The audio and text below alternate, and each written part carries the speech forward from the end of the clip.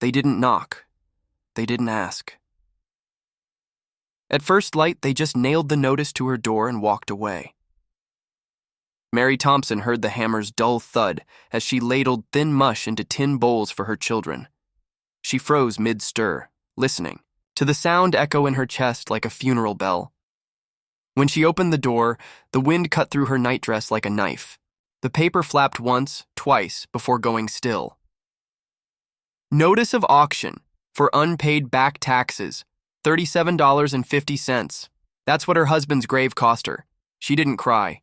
Crying wouldn't feed the children. She just pulled the nail out with shaking fingers and folded the notice like it was a letter from the devil himself. Behind her, the baby whimpered on the dirt floor, reaching for her. "Mama?" Her son Thomas's voice was barely a whisper. He was 6 but spoke like he was older, careful not to need too much. She made herself turn, smiled, lied. "It's nothing, baby. Finish your breakfast." But it wasn't nothing. It was everything. John had died coughing blood onto a rag she couldn't afford to burn. She'd sold the mule for his medicine, sold the seed stock for a coffin. She could still see the narrow grave outside the window, mounded red dirt, already sinking in the cold. This land is all I have left of him. She glanced at the hearth. Cold, dead coals. There wasn't enough wood to last the week. She sat down on the splintered stool, counting coins with raw, bleeding fingers, $4 in the tin, 17 cents in her apron, $1 silver she'd sworn to keep for Thomas when he turned 12. Not enough. Not even close. Her eyes lifted to the cracked door. Outside, the wind carried dust across the fields John had broken with his own back. She pictured men gathering on the courthouse steps in 2 weeks, neighbors, friends, bidding. She knew what they'd say. "It's business, Mary." "I got mouths to feed, too." And she knew no one would speak up, because no one ever did. She clenched the paper in her fist until her knuckles went white. She wouldn't beg. But she'd fight. Somehow. Some way. Even if it killed her. Mary didn't sleep that night. The wind battered, the cabin walls like angry fists, howling through every crack she hadn't the money to seal. She sat at the table in the dark, candle burned to a stub, clutching that auction notice until the paper tore in her fingers. She read it over and over. $37? 50 cents. The number danced in the candlelight like a demon mocking her. Outside, the prairie was silent except for the wind. She thought of John's grave, a low mound with a wooden cross she'd carved herself. He'd broken his back to make this land something. He died coughing his lungs out because they couldn't afford a real doctor, and now the county wanted it. She felt anger rise hot in her throat. At dawn, she dressed the children in their patched clothes, brushed Thomas's hair with her fingers, and tied the baby to her hip with an old flour sack she'd sewn into a sling. She didn't have time to be gentle. They had to go into town. The road was 10 miles of rutted dirt, scattered with rocks sharp enough to tear the soles off old boots. Mary walked it in silence, dust curling around her hem, the baby fussing against her ribs. Thomas tried to help, carrying her ragged market basket even though it was empty.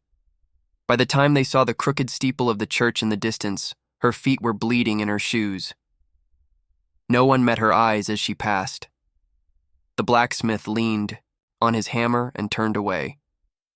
2 old women on the porch of the general store went quiet as she climbed the steps. Even the sheriff looked down when she approached, chewing a toothpick to hide his discomfort. Mary forced herself to stand tall. She laid the notice on the counter in the county clerk's office. "Please, there has to be a way. I just need time." The clerk didn't look cruel, just tired. "Mrs. Thompson, I'm sorry. You're not the first." He pushed the paper back toward her with ink-stained fingers. "It's the law. We post the notice. We hold the auction. If you can't pay, it goes to the highest bidder." She felt her stomach drop. Her hand shook as she snatched the notice back. $37.50. That's what it cost to steal a woman's home. He didn't answer. She turned on her heel and left, her baby crying against her, Thomas trailing behind, silent and wide-eyed. She felt the eyes of the whole town on her back, but no one spoke. No one offered help. They just watched. Mary didn't speak on the way home. The road felt twice as long, the sun cruel overhead, dust caking her lips and throat. Thomas trudged behind her, his little boots worn through at the soles, trying not to cry. The baby whimpered in the sling, hungry and too hot, his hair sticking to her collarbone in sweaty curls. She didn't have the breath to soothe them. When they finally reached the cabin, she lowered the baby gently onto the dirt floor and collapsed. Beside the hearth, her mouth tasted of copper and dust. She pressed her forehead to her knees and shook, but no tears came. She heard Thomas rummaging through the tin box of coins. "Mama." "There's not enough." His voice cracked. Mary forced herself upright. She wiped her face with the back of her wrist and took the box from his hands. $4.17. She turned the silver dollar over in her palm, the one John had given her on their wedding day, promising, "We'll never go hungry as long as we have this." It was the last promise he'd broken. She stood and tucked the silver dollar into her apron. "We're going back to town tomorrow," she said flatly. Thomas's eyes widened. "But Mama..." She cut him off with a look. She spent that night writing letters she couldn't afford to mail, one to John's brother in Nebraska, who hadn't spoken to them in years. One to the banker who'd taken their mule in trade. One to the church elder who'd shaken her hand at the funeral and promised, "Anything you need." She would beg. If it meant keeping the land under her children's feet, she would get on her knees. At dawn, she dressed carefully, her best black dress, mended a dozen times but still respectful. She tied her hair back so they couldn't see it was greasy. She scrubbed her hands until the calluses bled. She would look like someone worth saving. The town was awake when she arrived. The general storekeeper was sweeping dust from his steps. He looked up at her, then away. She lifted her chin and walked inside anyway. "Mr. Harlan, please. I just need a small loan. $30, I'll pay you back." He shifted uncomfortably behind the counter. "Mary, I'm sorry. I can't. Business is hard for everyone." She tried the banker next. "I'll work for you. Wash your floors, tend your books, anything." The banker wouldn't even meet her eyes. "I can't be seen favoring anyone. People talk." She stood on the boardwalk for a long time after that. The baby slept heavy on her shoulder. Thomas held her hand. People passed her without speaking. She wanted to scream, but she stayed quiet, because she knew tomorrow they'd be there to watch them sell her home. The courthouse bell rang sharp and cold across the town. Mary stood at the edge of the crowd, the baby sleeping against her chest, Thomas clinging to her skirt. The courthouse steps loomed above her like a gallows. Men gathered in clusters, ranchers, merchants, bankers, some with notepads, some just curious. No one looked at her. They all knew why she was there. A tall man in a brown coat unfolded a piece of paper and cleared his throat. "This auction is hereby opened by order of the county tax office. Parcel 412, Thompson Homestead, minimum bid $10. $10. It hit her like a slap. Her husband's grave, her children's home, the walls they built together by lamplight, reduced to a number lower than the price of a cow. A voice rang out. 10. It was Mr. Calhoun, the feed store owner. He didn't even glance her way. 11, came another voice from one of the ranch hands who once drank coffee in her kitchen. 13. She stared at them, her lips parting in disbelief, each bid like a stone thrown at her chest. These were not strangers. These were men she had fed, prayed with, trusted. She stepped forward, voice shaking. I have $4.17. The auctioneer didn't stop. 15, 16, 17. "Please," she whispered. "Stop." No one did.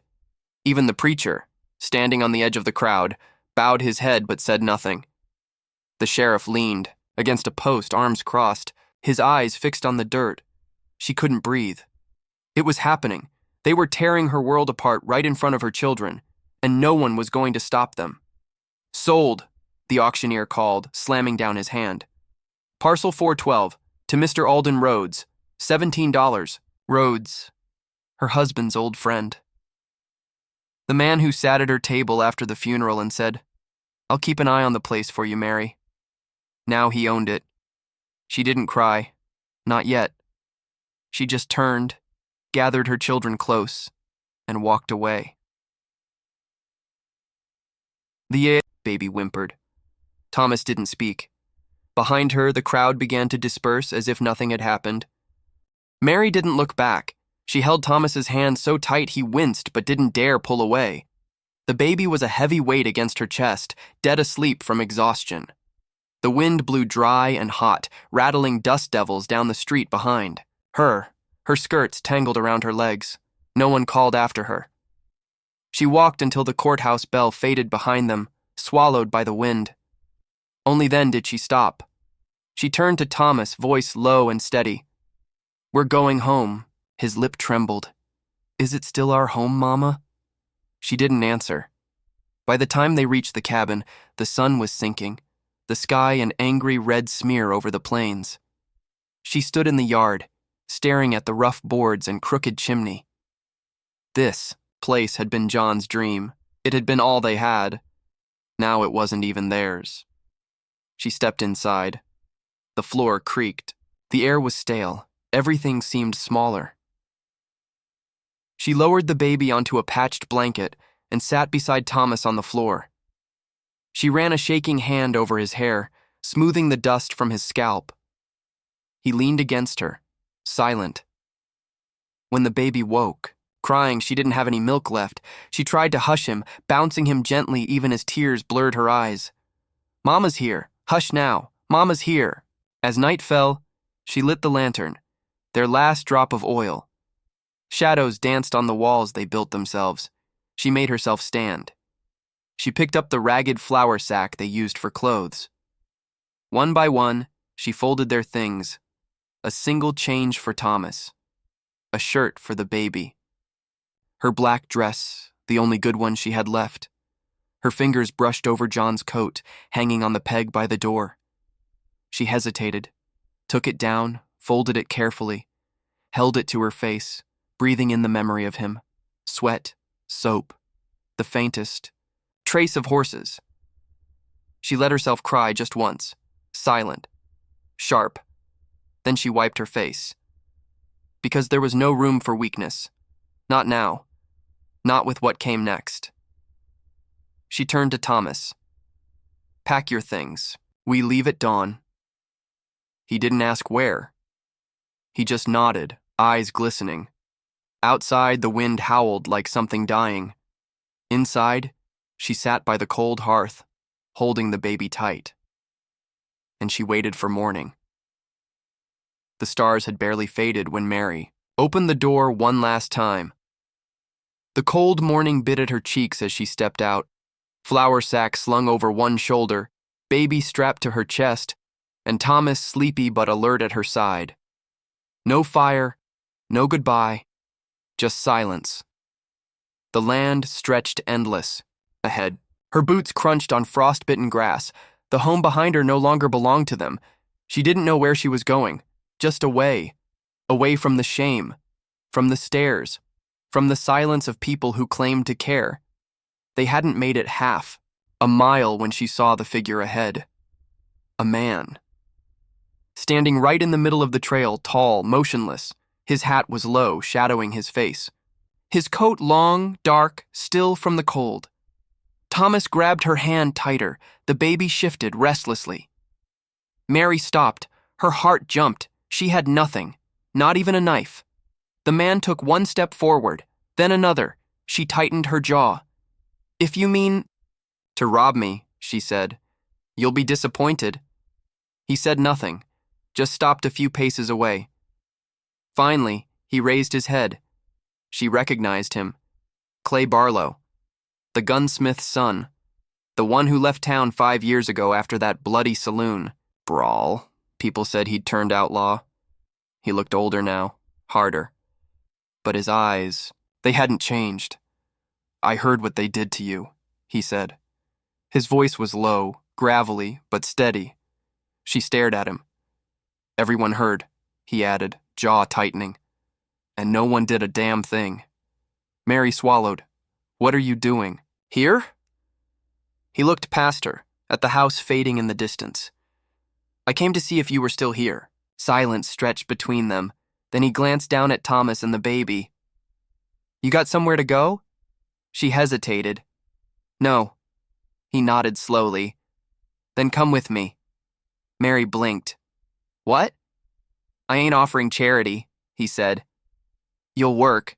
It won't be easy, but you'll be safe, and no one will ever take anything from you again. She studied his face, the scar along his jaw, the cold fire in his eyes. He meant every word. Why? She asked quietly. Clay looked away for a moment, then said, Because I watched them take everything from my ma once. And no one stood up for her either. Mary stood frozen. The baby whimpered. Thomas looked up at her, silently asking what to do. She took a deep breath. Then she nodded, and Clay turned, without another word, and started. Walking, she followed, not toward safety, but maybe toward something she could build again. They walked for hours. The frost melted to mud beneath their feet as the sun climbed. Mary's arms burned from the weight of the baby. Thomas stumbled but refused to complain. Clay stayed ahead of them on the narrow wagon trail, his coat flapping in the cold wind. He never looked back, but he didn't leave them behind either. They didn't speak for miles. The prairie spread wide and empty around them, grass still brown from winter, sky sharp and cloudless. A pair of crows circled overhead, cawing like they were laughing at them. Finally, Clay stopped by a stunted mesquite tree. He turned, face shadowed under his hat. You need to rest, he said. Mary didn't argue. She lowered the baby onto the brittle grass. Thomas sat down beside him, hugging his knees. She straightened slowly, spine cracking, biting back a groan. Clay watched her. You're tougher than you look, he said flatly. She didn't respond, just glared at him, chest heaving. He reached into his coat and tossed her a canteen. She caught it with numb fingers, felt its weight. Full, she hesitated, then uncorked it and let Thomas drink first. She wiped the baby's mouth with her skirt before letting him suck a few drops from her fingertips. Only then did she take a long, shaking swallow herself. Clay watched all of it in silence. Finally, he sat on his heels. You know, he said, voice even, you could have gone to your brother's place. Mary's jaw clenched. She looked away. I'm not his problem. Clay spat into the dust. He'd disagree. Word is he came looking for you last winter. She felt heat rise in her face. He wanted my land. He didn't want us. Clay nodded, eyes narrowing. Fair enough. Silence settled over them like a heavy blanket. The wind rattled the mesquite branches. Mary finally spoke. Where are you taking us? Clay didn't answer at first. He just watched the horizon. South, he said eventually. Past the dry creek. There's an old line shack. It's mine now. Mary swallowed. A shack. He nodded. 4 walls. Roof that don't leak. Water from the creek if you know where to dig. Enough space for you all. Safer than staying where you're not wanted. She studied his face. Hard lines. That scar down his jaw. Eyes like flint. But he didn't lie. She could feel that. She looked at Thomas curled on the ground, at the baby dozing fitfully in the grass. She exhaled slowly. All right, she said. Clay stood and turned without another word. Rest's over, he called over his shoulder. We got miles to go yet. Mary picked up the baby, shifted the sack on her shoulder, and helped Thomas to his feet, and she followed him. Not because she trusted him. Not yet. But because there was nothing else left. They reached the dry creek by sundown. It was little more than a winding cut in the prairie, lined with cracked clay and brittle grass. Mary stared at the parched earth. She remembered the old maps John drew, planning wells. Dreams turned to dirt. Clay stopped at the edge, turning back. "Watch your step," he muttered. He led them carefully, down the bank, Thomas stumbling once but catching himself with a grunt. Mary lifted the baby higher on her chest, refusing to look weak. At the bottom, Clay crouched and brushed away dry grass with gloved fingers. He found a narrow seam of damp. "Clay beneath," he nodded once. "Water here. Just need to dig." Mary didn't reply, but she memorized the spot.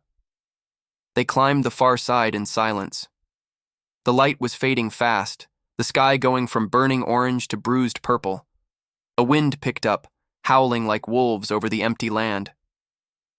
Thomas whimpered but didn't complain. Mary squeezed his hand tighter. Finally, they saw it, a silhouette against the dying sky. Small, crooked, but standing. Clay stopped a few paces from the door. "Line shack," he said flatly. "Old cow company built it before the war. Been mine 2 years now. Nobody else wants it." Mary scanned it. Warped planks, roof patched with tar and tin, one tiny window, but 4 walls, a door, a roof. He reached for the latch. It squealed. Inside, dust motes danced in the last light, a single cot with ragged blankets, a barrel stove in the corner, old crates for shelves. She could smell dry earth, rust, smoke from old fires. Clay dropped his bedroll in the corner and started lighting the lamp. Mary stood frozen. She didn't cry. She wouldn't. But she felt the sob burn her throat. Thomas squeezed her hand. "It's ours?" he whispered. She swallowed hard. She looked at Clay. He didn't turn, just adjusted the lamp wick. "Yours tonight. Yours as long as you need. Nobody comes out here. You're safe." Mary lowered the baby onto the cot, listened to him whimper. Once then settle. Thomas sat beside him, wide-eyed but calmer. She turned slowly, facing Clay. "Why are you helping us?" He didn't look up. "Because I'm tired of watching people lose everything and doing nothing." Silence. The wind battered the walls outside. The lamplight flickered between them. Mary let out a long, shuddering breath. She dropped the flour sack and, for the first time in days, she let herself sit down. Clay finally met her eyes, and for the first time, he nodded, just once, like they'd struck a bargain neither of them had words for. The wind howled all night. It clawed at the walls of the line shack like a starving beast. Loose boards creaked and rattled. Dust seeped through the gaps. The barrel stove stayed cold and dark, Clay saying it was too risky to burn wood tonight. Smoke would tell anyone nearby there was someone inside. Mary sat on the floor by the cot, back against the splintered wall. Her baby slept fitfully, whimpering in dreams. Thomas curled beside him, hand on the baby's shoulder like he could shield him from the world. Mary just watched them, blinking back tears that wouldn't fall. Clay sat across the room, hat on, back against the crate stacked by the door. He didn't close his eyes, didn't even shift much, just sat there, one hand resting on the butt of his revolver. Listening. Always listening. Mary's voice cracked in the dark. "You don't have to stand guard all night." Clay didn't look at her. "Don't plan on sleeping much." Silence. The wind screamed through the gaps in the boards, rattling them like bones. Thomas stirred at the noise. Mary reached to smooth his hair, shushing him softly. After a while, Clay finally spoke. "First night's always the worst." Mary snorted softly. "Don't tell me you know what this feels like." Clay was silent for a moment. Then he sighed. "My ma had a house like this. Worse, even. No door that shut. No stove. Just mud walls and straw roof that leaked so bad we'd wake up soaked." Mary didn't say anything, but she stopped glaring. Clay's voice was low, flat. "Pa used to come back drunk. Kick the door in. Beat us for nothing. I'd stay awake all night listening for his boots on the path." Mary closed her eyes. The wind faded to a hush. Finally, she whispered, "I'm sorry." Clay shrugged. "Don't be. Man's been dead 15 years. Buried him myself. His fingers tapped the grip of his revolver once, then went still. Mary swallowed hard. The baby shifted and whimpered again. She patted him gently. Thomas didn't wake, but his brow furrowed in sleep. Clay's voice was even quieter now. "You got any family left?" Mary took a long time to answer. No one who'd help. Clay didn't push. He just sat there, watching the door, protecting them. Outside, the wind shrieked like a banshee. Inside, the lamplight burned low. They didn't speak again. But they didn't feel quite so alone. Mary didn't sleep. Not really. She dozed in snatches, head against the wall, jerking awake every time the wind rattled the shack. The lamplight guttered low, casting huge, shivering shadows. Each time she opened her eyes, she saw Clay. Still there. Still watching the door. He didn't say a word. Didn't. Relax. It was like he was carved from the same warped wood around them. Just before dawn, the wind died. The silence was so sudden it felt deafening. Mary shifted carefully, groaning as her spine cracked. Thomas stirred on the cot, blinking at her with wide, confused eyes. "Mama?" She forced a smile. "Shh. It's okay. Go back to sleep." But he didn't. He watched Clay instead, eyes narrowed. Finally, the outlaw spoke, voice hoarse from disuse. Storms passed. He stood slowly, rolling his shoulders. The revolver never left his grip. Mary swallowed. Her mouth was dry as dust. "Now what?" Clay looked at the door like he could see right through it. "First, light, we see what needs fixin'. Patch the worst gaps, get the stove going." He glanced at her, voice hardening. "You want to stay here? You're gonna have to work." She bristled. "I'm not afraid of work." He held her gaze, then gave a single curt nod. "Good." Thomas's voice broke the tension. "Is this our house now?" Mary closed her eyes. She couldn't lie to him, but Clay answered instead. "For as long as you need it." Thomas blinked. "Thank you." Clay shifted uncomfortably. Didn't respond, just moved toward the door, testing the latch with a creak. Outside, the sky was going pale, a faint line of dull orange along the horizon. Mary pulled herself up, every joint protesting. She walked to the cot and scooped up the baby, who whimpered softly but didn't cry. She met Clay at the door. He didn't open it yet. Instead, he turned slightly. His voice was low. "You still got time to change your mind." She tightened her hold on the baby, looked at Thomas, then at Clay. "I won't." He nodded once. Then he unlatched the door. Cold, pale morning light spilled in, washing the cramped shack in gray, revealing every crack, every flaw, but also possibility. Clay stepped out first, scanning the empty land, hand still near his revolver. Mary followed. Thomas at her side, baby warm against her chest. She paused at the threshold, looked once back at the battered little room, their new home. Then she stepped into the dawn. The cold outside slapped her awake. The air was crisp, biting, filled with the smell of frost and dust. The prairie stretched in every direction, cracked clay and pale grass rippling under the weak dawn light. Mary squinted against it, hugging the baby closer. Thomas huddled beside her, teeth chattering, eyes big and scared. Clay scanned the horizon first, revolver loose in his hand but ready. When he seemed satisfied, nothing moved out there but the wind. He nodded once. "Come on," he said. He sounded like a man who hadn't slept in years. They stepped outside together.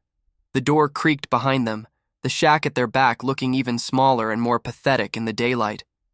Its walls were split in places, patched with rusted tin and tar-soaked rags, but it was standing. Mary forced herself to see that as a victory. Clay pointed with the revolver barrel. "There's driftwood down by the creek. We'll need it. Patches for the wall. Fuel for the stove." She nodded stiffly. He studied her. "You really gonna help?" She glared at him. I carried my babies through 3 counties on foot. Don't ask me if I can haul wood. Clay didn't smile. But he gave her a fractional nod. Thomas watched the exchange with wide, curious eyes. Then his little voice piped up. Can I help too? Mary looked at him, heart squeezing. She brushed hair from his forehead with cold fingers. You stay. With the baby. Keep him warm, that's your job. Thomas hesitated, then nodded seriously. He didn't complain. Clay grunted approval. They left the shack door propped open so she could hear the boys inside. Mary followed him down the slope to the creek bed. Her boots crunched frostbitten grass. Sky was going from pale orange to dusty blue, thin clouds streaking overhead like torn cloth. They didn't speak much on the way. He walked ahead, revolver in one hand, eyes scanning every rise and dip in the land. She watched his back, not just for safety, but trying to read him. He walked like a man with purpose, but also like he was waiting to be ambushed at any second. At the creek, they found twisted roots, wind-dried, branches. Clay began collecting them with the same grim efficiency he did everything. Mary joined him. Her fingers burned in the cold. Her back ached, but she didn't stop. After a while, he watched her. Most folks would have just run, he muttered. She slammed a bundle of branches onto the pile. I'm not most folks, he nodded. Good. They worked in silence for a long time. Only the wind and the scrape of branches filled the air. Birds wheeled overhead. A crow cawed like it was laughing at them. Finally, they had enough. Clay lashed the bundle tight with old rope. Then he shouldered half of it, tossed the rest at her feet. She picked it up without complaint. They trudged back uphill. The shack waited for them like an old, half-dead animal, slumped but still clinging to life. When they reached it, Thomas was at the door, peering out. He lit up when he saw them. Mama!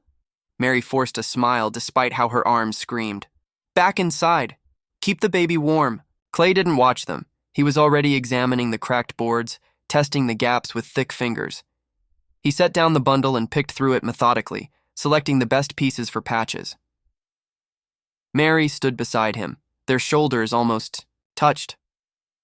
Neither spoke. They just worked. Side by side. Outside, the dawn brightened, but it never felt warm. Inside the shack, dust swirled in the thin light.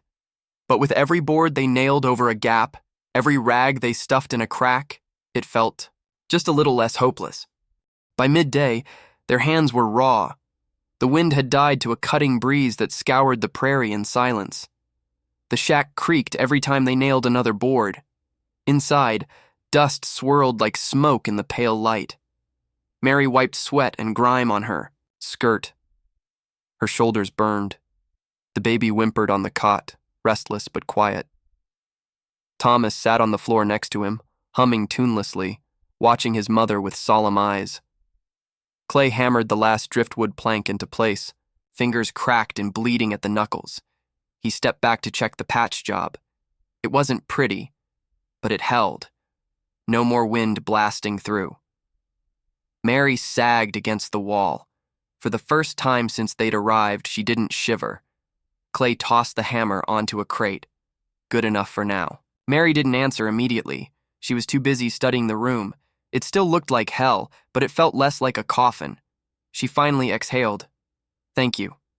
Clay didn't react at first. He just picked at the blood on his knuckles. Don't. Thank me yet. Mary's eyes narrowed. She straightened up, arms folding protectively over her chest. What does that mean? Clay's eyes met hers, cold and level. It means you don't get to stay for free. Silence. Even Thomas looked up sharply. Mary's mouth tightened. She shifted her weight, bracing like she'd been slapped. Is that why you dragged us here? Wanted to trade? Clay's jaw flexed. Watch it. His voice was low, warning. Mary refused to back down. I'm not selling myself to you. I'd rather die on the road. Clay's eyes flashed. He dropped his hand from his belt. No, not like that. He turned and gestured to the patched walls. To keep this place standing, you work. You haul water. You chop wood. You patch leaks. You cook. He held her gaze, voice like gravel. I'm not your savior. I'm your partner. You want to stay alive, you pull your weight. That's the deal. Mary didn't speak. Her pulse roared in her ears, but the anger drained slowly out of her. She looked at the baby, at Thomas, at the wind-scarred walls that, for now, would keep them safe. Finally, she nodded once. Fine. We work. Clay's shoulders eased, but his voice stayed cold. Good. Thomas let out a tiny breath. His shoulders slumped in relief. He didn't understand all the words, but he got enough. His mother wasn't leaving. Mary sank down on the cot. The baby turned, face pink with heat, eyes fluttering. She pressed a cool rag to his forehead, feeling him relax under her touch. Clay moved to the stove, testing the vent. It'll smoke at first. Been too long since it burned. I'll light it slow. Mary watched him, not with trust, but with something less hard than hatred. Maybe that was enough for now. Outside, the prairie shimmered with heat. The wind had dropped, but clouds were piling to the west, low and dark, promising rain or worse. Mary felt it in her bones. Trouble was coming. But for the first time in days, she didn't feel like she'd face it alone. By afternoon, the wind returned, but it was different now. Not the icy screaming of the night before. This was a slow, steady gust that smelled like wet dirt and distant rain. Clouds piled on the horizon, black and heavy, crawling closer with each hour. Inside the shack, the patched walls creaked under the shifting breeze. The new boards held, for now, but the gaps still let in whispers of cold. Mary pressed her palm to the fresh wood, feeling it tremble. She wiped sweat off her brow with a dirty sleeve. Her hair was falling from its pins, a tangle over her neck. She didn't care. Clay was outside, cutting branches for the stove with a rust-pitted hatchet. Each swing was deliberate, controlled. He paused often to look at the sky, jaw tight. Inside, Thomas sat beside the baby, humming the same tuneless melody over and over. Mary's heart ached, listening to it, but it kept the baby calm. She squatted in front of Thomas, tucking hair behind his ear. You're being very brave. He blinked at her, confusion and pride mingling in his eyes. Mama, is the bad man still out there? Mary's stomach turned. She glanced at the door, then back at him. Not right now. And he won't come here if we're careful. Thomas frowned. Clay is scary too. Mary's gaze drifted to the window, where she could see Clay's silhouette working, muscles straining under his shirt. She sighed. Yeah. He is. Thomas looked down. Is he gonna make us leave? Mary closed her eyes for a second, then shook her head. No. Not if we work. Not if we don't give him a reason. She tried to sound sure. She wasn't. The wind slammed the door suddenly. She jumped. The baby woke crying. Thomas flinched. Mary scooped the infant up, hushing him, rocking with quiet desperation. Clay pushed the door open a second later, ducking, inside with an armload of wood. His eyes flicked to the baby, then to Mary's face. He didn't say anything about the crying, just dumped the wood by the stove. Storm's comin', he said, voice flat. Mary glanced out the window. The clouds were black now, thick as spilled ink, rumbling with distant thunder. She adjusted the baby in her arms. How bad? Clay picked up the hatchet again, examining the blade. Bad enough. This shack leaks like a sieve. We'll get wet, cold, but it won't blow down if the wind doesn't pick up too hard. He looked at her. Face unreadable. You ever seen a prairie storm? Mary swallowed. Once. Not like this. He set the hatchet down with a thunk. Then you'll want to stay inside, keep the stove lit, keep the kids warm. He turned toward the door again. Mary grabbed his arm without thinking. He froze, looked at her hand, then up at her eyes. Her voice cracked. Where are you going? Clay's expression was a mix of irritation and something she couldn't read. He shrugged. Checking the line fence. See if there's anything gonna break loose. Don't want it smashing the wall. Mary's fingers tightened. Don't leave us alone too long. Clay didn't speak. He just watched her, long enough to make her regret grabbing him, but he didn't shake her off. Finally, he nodded once. "I won't." He pulled away gently, stepped out into the wind. The door banged behind him. Mary sagged, hugging the baby tight. Thomas watched her silently. Outside, thunder rolled closer. The light turned strange, greenish, bruised, heavy with threat. Inside the shack, the patched boards rattled.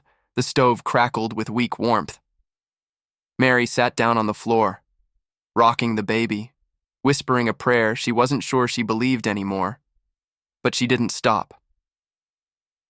The storm hit like a fist. It didn't sneak up slow. It crashed down hard. 1 minute there was silence, eerie, thick, and the next, wind slammed the shack like it was trying to tear it from the earth. Mary jumped as the door rattled on its hinges. She rushed to it, bracing it with her shoulder, the baby crying in her arms. "Thomas, stay down," she shouted. The boy scrambled beneath the cot, eyes wide with terror. Thunder cracked like gunfire overhead. Rain lashed the walls sideways, spraying through every unpatched gap. Dust turned to mud on the floor. The patched boards groaned but held. Barely. She couldn't see Clay. The window was just streaks of water and flashes of sky splitting open with blue lightning. She stared into it, throat tight. "He promised," she whispered. Every second he was out there twisted her stomach. He could be crushed by a tree, struck by lightning, caught in a flood trench. She looked at the baby's face, blotchy from crying, and her legs threatened to give out. Minutes passed. Like hours. The wind howled. The stove hissed where rain leaked down the chimney. Mary stuffed a quilt under the door crack with one hand, shivering from the cold. Her other arm never let go of the baby. Then, a sound. Boots slamming mud. A shadow. At the window. She raced to the door and yanked it open. Clay stumbled in, soaked head to toe, dragging a busted piece of fencing behind him. He slammed the door shut with a curse, locking the wind out with a final bang. His face was cut, a fresh gash along the cheekbone, bleeding into his beard. His coat was torn at the sleeve. He dropped the fence post and slumped against the door, panting. Mary stared. "I told you not to stay out long," she snapped, voice cracking between fury and fear. Clay looked at her, water dripping from his hat brim. Fence was loose. If it flew into the wall, we'd all be dead. She stepped forward, trembling. "You think I care about your damn fence more than—" But she stopped herself, bit it down, shook her head and turned away, hugging the baby like a shield. Thunder boomed again. Clay pulled his coat off, dropping it to the floor with a wet slap. He moved stiffly, his shoulder favoring the torn side. Thomas peeked out from under the cot. "Is he okay, Mama?" Mary glanced back at Clay.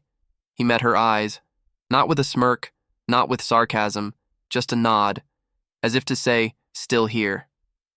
Mary knelt beside Thomas. "He's all right, baby." He came back. Clay moved to the stove, poked the fire back to life.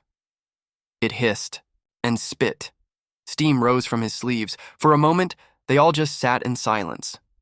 The storm raged outside, but inside, they were still standing. Mary looked at the patched walls, at the baby's slowly calming face, at Thomas, who'd started humming again, like the fear had already passed. She finally whispered, so only herself and the wind could hear. "Maybe this place has a chance after all." But outside, far past the horizon, a different kind of storm was riding, one that didn't wear clouds or carry rain, but came with guns and grudges. The storm broke near dawn. It didn't fade. It shredded itself to pieces, wind howling one last scream before dying in a hush that felt unnatural. The world went quiet so suddenly it felt wrong. Mary didn't sleep. She sat on the floor, baby. In her lap, back against the patched wall, the wind and rain had stopped, but the boards still dripped cold water onto the dirt floor. Thomas snored softly on a pile of old quilts. Clay had collapsed in the corner near the stove, coat draped over his shoulder like a blanket. His hat covered his face. But she could see, his chest rising and falling. He hadn't left them. not when it mattered. Outside, dawn light bled through the gaps. It was a cold, pale gray that turned the muddy prairie to a colorless smear. Smoke from the stove mixed with the mist outside, curling around the window frame. Mary shifted the baby carefully and stood, legs trembling. She set the infant on the cot beside Thomas. She brushed the hair from Thomas's forehead. He didn't wake. Then she turned and faced Clay. He moved before she spoke, dragging the hat off his face, squinting in the light. His cheek was crusted with dried blood. His knuckles were split and swollen. They just stared at each other, breathing, listening to the cold silence outside. Finally, Mary said quietly, "Thank you." Clay blinked. No one had thanked him in a long time. He didn't know what to do with it. He looked away. "Storm's over." Mary nodded. Her voice stayed low, but it wasn't the last one. He snorted, a humorless laugh.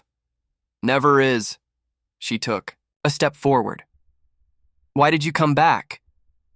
Clay's jaw flexed. He didn't answer right away. He rubbed the heel of his hand across his mouth. Finally, he looked at her. Voice flat. "Couldn't leave them out there. That boy. That baby." Mary felt something break inside her. Not the anger, not the fear, just the wall she'd built to survive. She wiped a tear from her cheek with the heel of her palm. "Then don't leave now." Clay swallowed. Hard. He looked at the kids. At her. At the sad little stove coughing smoke into the cold room. He nodded once, a real nod. "All right." Silence fell.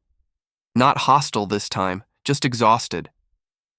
Mary turned to look out the window. The prairie was still. But on the distant trail, she saw dust. Horsemen. They weren't close yet, but they were coming. She felt Clay move to stand beside her. They watched together. No illusions, no promises, just the understanding that the next fight was already on its way. Clay rested his hand on the grip of his revolver. Mary's jaw tightened, but she didn't flinch. Finally, he said, voice low, like a promise. "And a curse all at once. Let 'em come." Mary didn't smile, but she didn't cry either. She just squared her shoulders, held the baby a little tighter, and watched the horizon burn with the pale new light of a hard, dangerous morning. If this story gripped your heart even for a moment, then do what real folks do out here on the frontier. Stand beside those who tell the stories that matter.